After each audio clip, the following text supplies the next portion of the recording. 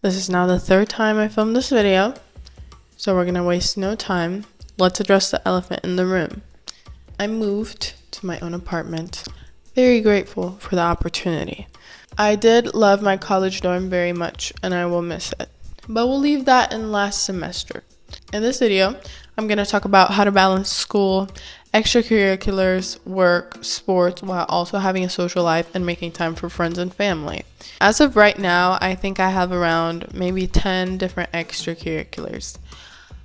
I also am pursuing a bachelor's degree, 2 minors, and a certificate.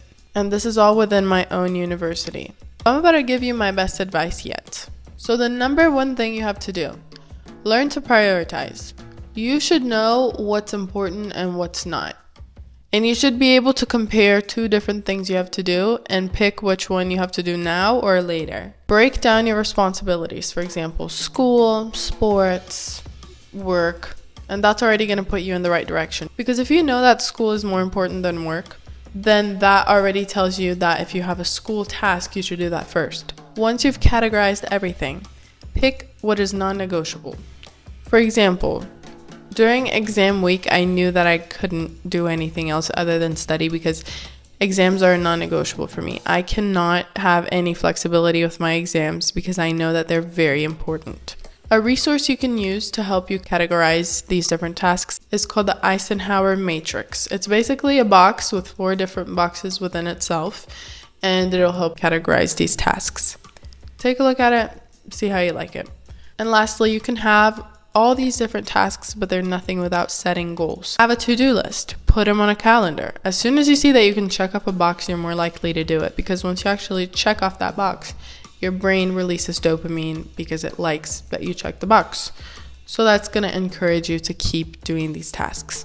In the topic of to-do lists and calendars, learn to have good time management. You can start by using a calendar or a planner. Whether it's Google Calendar or an actual paper planner, that's really just preference. They kind of do the same thing. I prefer my Google Calendar because I can access it from anywhere. But I do have a lot of friends that prefer to use a paper planner. You can decorate it, make it all cute. It's really just preference. A new resource a lot of people have been using recently is called Notion, which is basically an all-in-one tool. You can have your calendar, tasks, notes, anything you want in there.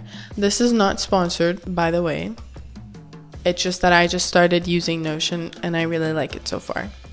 However, I still have my Google Calendar because I don't use Notion as a calendar. Once you have your calendar set up with your usual routine, you can use something called time blocking to dedicate specific slots of time for studying, cleaning your space, doing whatever you need to do. Because maybe I know I have to study, but I don't know when I'm going to do that. So I look on my calendar and I'm like, oh, I have these 2 hours free. Might as well just add it on there so I can remember. And lastly, with this whole busy calendar, leave yourself some buffer time. Maybe you want to leave some time between a class and something else to eat, or you have to drive, so make sure to leave that time open in your calendar. As a pre-med student, I know the importance of studying smarter, not harder. And I used to really get annoyed by that saying because I literally didn't know what it meant, and I was like, you're just saying things. I don't know what that means. Because when I was younger, I thought that studying smarter was the equivalent to not really studying that well. But that's not entirely true. Studying smarter can be as literal as just keeping a few things in mind. Things that are backed by science and proven to help you. For example, practicing active recall and spaced repetition are 2 things that have been proven to help us recall information better. Another one is to avoid procrastination. And you may say that you work better under pressure. However, stress isn't good for anyone, so just avoid procrastination in the first place. But again, it's just preference. Other techniques and resources include using the Pomodoro method or using study apps. I use this app called Focus Plant. Again, not sponsored, I just like it. Where I can set a timer, and then after I'm done studying, I receive a certain number of little water droplets that I can then use to water my plants. I have a lot of plants, probably hundreds at this point. I don't know, I think it's fun. Next, let's talk about making time for your extracurriculars. It can be helpful to combine 2 things together. For example, if you know you have to study, but you also want to hang out with your friends, make a study group. Or maybe if your group of friends isn't that into studying, if you have a different extracurricular, maybe you're doing club volleyball, invite them to come with you. You're killing two birds with one stone while also getting everything done. Something that I learned really early on when I got to college was to be selective with what I'm doing. When I got to college, I got bombarded with so many different opportunities. Come join our club, come do this. You want this job? Sure. I ended up doing a lot of things and I ended up super stressed. So if you're gonna pick new extracurriculars and new things you'd like to do, make sure it's something that aligns with your goals and your passions. It'll save you a lot of time and stress. Another thing to note is make sure to maximize your time. An example would be, instead of listening to music on the way back from school or on the way back from work, pick a podcast, a productive podcast, and put that on instead. If you're a social person, learn to also prioritize your social life. Even if you're not a social person, it's always good to go and hang out with friends or spend time with family because humans are social animals. And something that can help with this is planning social time like you would with any other task. Just like time blocking studying, time block when you want to go hang out with your friends. And even though we're talking about all this productivity, it's still more important to have quality over quantity. If you're just doing everything, but you're not doing any of those things well, might as well just not do anything at all, because that's completely counterproductive. And finally, learn to say no.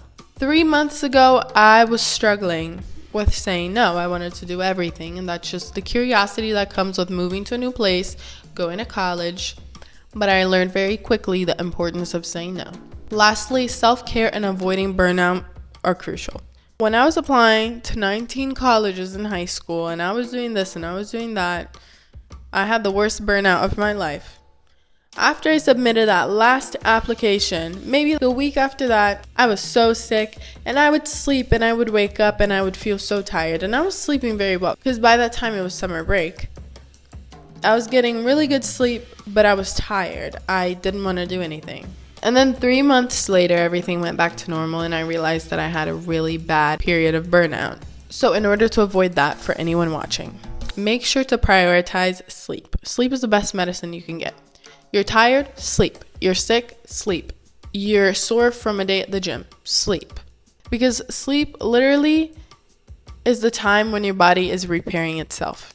So make sure to get 7 to 9 hours of sleep every night. Take breaks, whether it's a small break between tasks or it's a mental health day. It's very important to take breaks. Practice mindfulness, exercise, or even just do something you like doing, a little hobby in between your tasks. That's fine. And lastly, make sure to monitor your mental health. Mental health has gained a lot of traction over the years, but it's still not talked about as much as it should. But literally taking care of your mental health will help you avoid burnout and will help you avoid stress. So pay attention to it. So to wrap up this video and in conclusion, remember, prioritize, plan, and give yourself some wiggle room. If you find something helpful, do it. If you don't do it. And just take care of yourself. If you found this helpful, leave a like down below and comment if you'd like to add anything or if you have any requests for videos I can make in the future. I'll see you guys in the next video.